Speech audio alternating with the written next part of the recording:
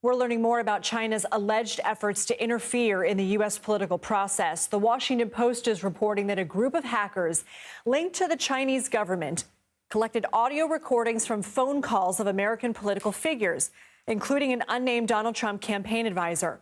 The report comes days after CBS News learned the same hacking group tried to access phones and networks used by former President Trump, Senator and Republican vice presidential candidate J.D. Vance, and members of Kamala Harris's campaign.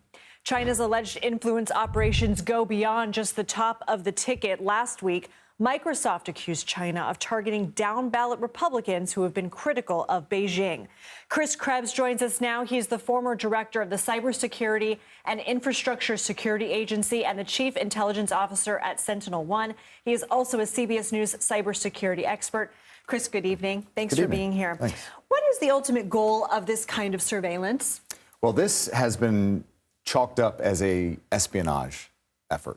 What we're seeing is the Chinese going after campaigns to get an inside track on what are some of the policy decisions or positions that the Trump campaign may have and that the Harris campaign may have. They're also looking for personnel decisions.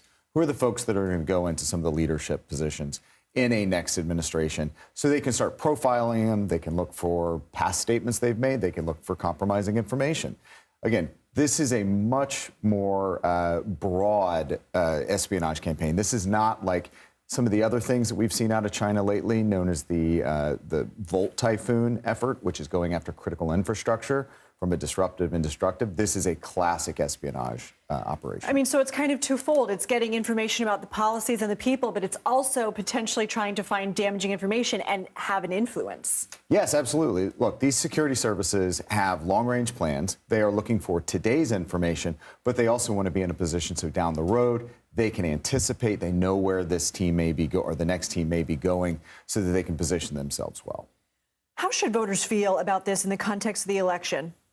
Well, I think this is from an individual, almost consumer level. There is not a direct impact on any individual voter. However, on the overall national security perspective, it is very concerning that the Chinese have upped their game from a effort to compromise our critical infrastructure networks, our telecommunications networks.